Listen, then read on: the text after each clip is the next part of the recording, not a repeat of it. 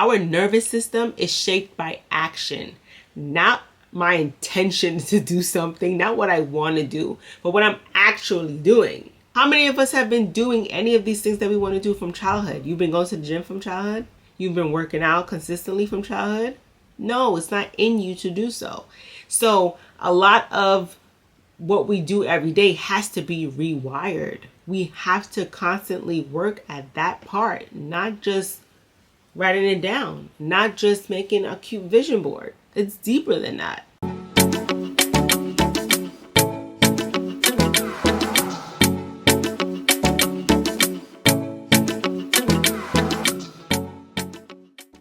Hi beauties, welcome back to another video. It's your girl Chanel.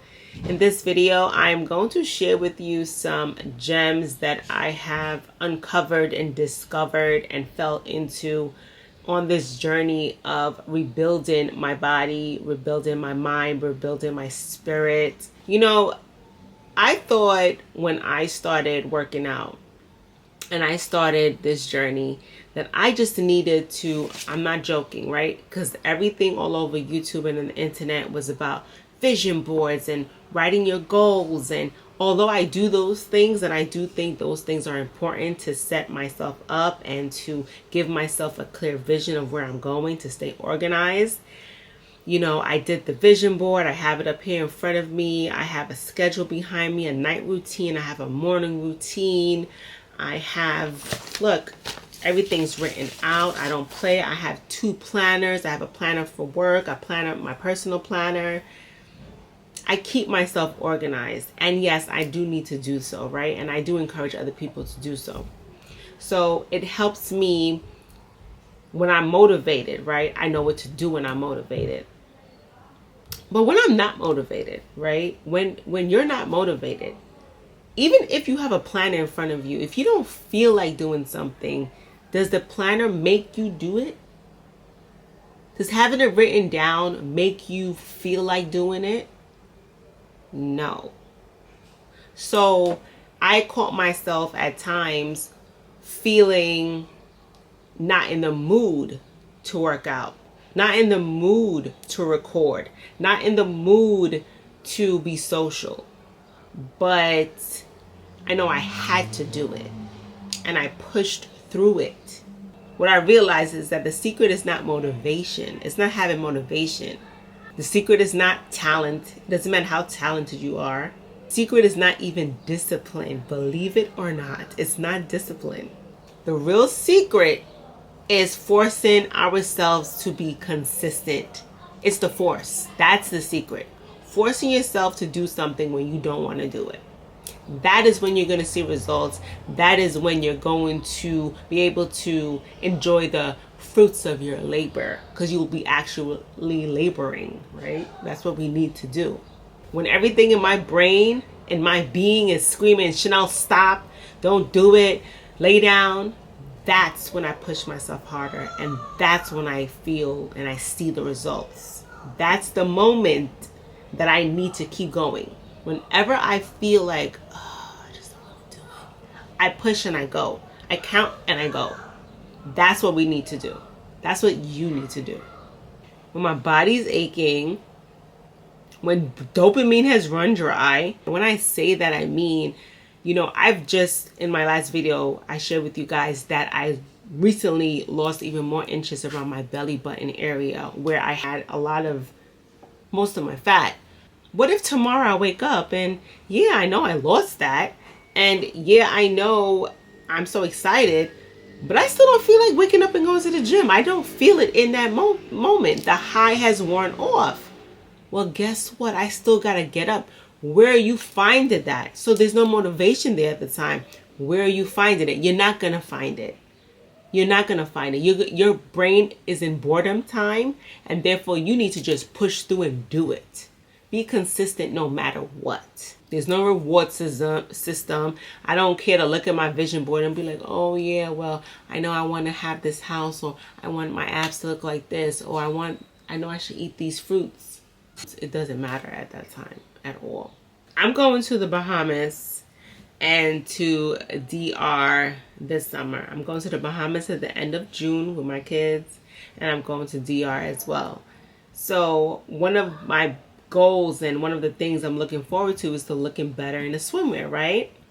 But every time I wake up to go to the gym, do you think, like that's making me get up to go at 4:20 in the morning when it's dark outside? My kids are still sleeping, relaxing in the bed.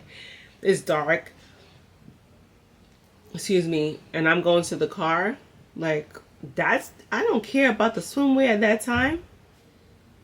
I don't. So all that noise about swimwear and what I want to look like goes silent. Silent, just like the vision board. My brain doesn't care about my vision board. It doesn't care about my goals. It doesn't care what I wrote in my planner. It doesn't care what I really want to do. It cares about what I actually do. My brain is rewiring every time I do something. I do it physically. My brain goes, okay, this is what she's doing. She's going to want to do it again. I do it again. My brain works with that. Not what I write down and what I put into the air. It doesn't matter. My brain doesn't care about that. Patterns, repetition, and behavior are what will set it apart and what makes the difference. Our nervous system is shaped by action, not my intention to do something, not what I want to do, but what I'm actually doing. I was reading this article, and I'm going to pull it up here so you guys can see it, and I'm going to put it at the bottom of this video. This article, Neural Architecture, Motivation versus Consistency. So it talks about the issue. I'm just going to read it off really quick. The issue of motivation. The brain circuits underlying motivation are critical for attention, learning, and decision making. When these circuits have either not developed in a balanced and healthy way or have been chemically hijacked, hear this out, by addictions, challenging life circumstances can overpower the best of intentions. You guys hear that? Right? Let me say that again. These circuits have either not developed in a balanced and healthy way or have been chemically hijacked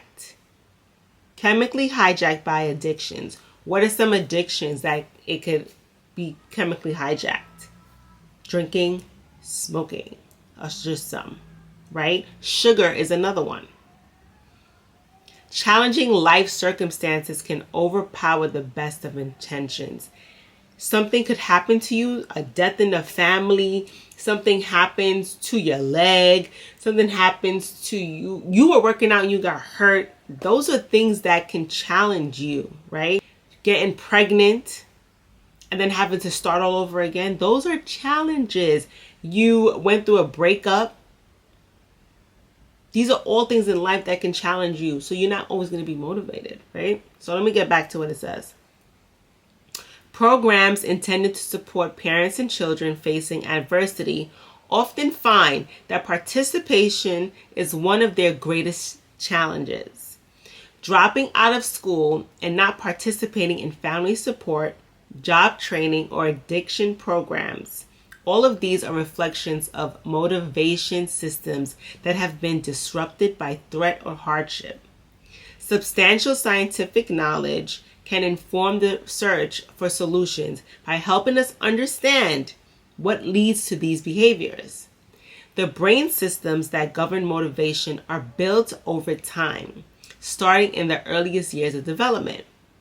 These intricate neural circuits and structures are shaped by interactions between the experience we have and the genes we are born with, which together influence both how our motivation systems develop and how they function later in life. Providing children with the kinds of early life experiences that support the development of healthy, balanced motivation systems is key to ensuring positive outcomes later for school, work, health, and raising the next generation. Okay, so it's deeper than just saying, oh, I'm going to give you a sticker, right? It's what you're doing every day. And look at this. This is talking about from a child. How many of us have been doing any of these things that we want to do from childhood? You've been going to the gym from childhood? You've been working out consistently from childhood? No, it's not in you to do so. So a lot of what we do every day has to be rewired. We have to constantly work at that part, not just writing it down, not just making a cute vision board. It's deeper than that. I'm going to continue reading. The science of motivation. In the brain, motivation is the result of neurons, which are brain cells, in specific regions sending chemical signals via high-speed neural networks to other regions, creating pathways for future signals to follow. Good. Experiences trigger the release of these chemicals to regions that connect emotions, memory, and the sensation of pleasure or reward. This links the feeling of reward to the emotions we felt and the experience that led to it. And that influences both our expectations of reward and the actions we are motivated to take in order to get it. Given the appeal of anticipation and intermediate reward, it takes the strong self-regulation to resist these powerful memories and cues in favor of a long-term reward. The chemicals, which include dopamine, serotonin, norepinephrine, glutamate, and neural occurring opioids that are produced in the brain, each serve different purposes. There are two different types of motivation. One is directed toward expected reward, known as approach motivation. This is what we do in school with kids. And another is directed away from threat, known as avoidance motivation. In other words, we can be motivated either to seek pleasure or to avoid danger. Both kinds of motivation are necessary for survival, and supportive development process create a healthy balance between the two. Great. But it could be disrupted. Excessive stress and lack of positive relationships can derail the development of well-balanced motivation systems.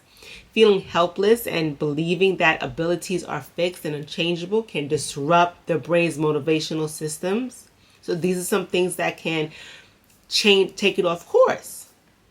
You ever look at athletes, or you watch a documentary on athletes, and they're talking about what they're about to do, whether it's a basketball game, baseball, football, during the time right before a game, during their seasons, they may have one or two instances where they're partying or having fun. But a lot of their time is very militant. It's very boring.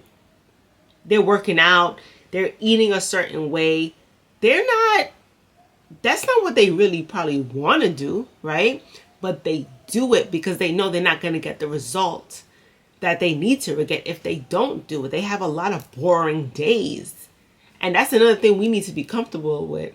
Sometimes a day is just going to be boring. You need it to be bored in order to help rewire your brain.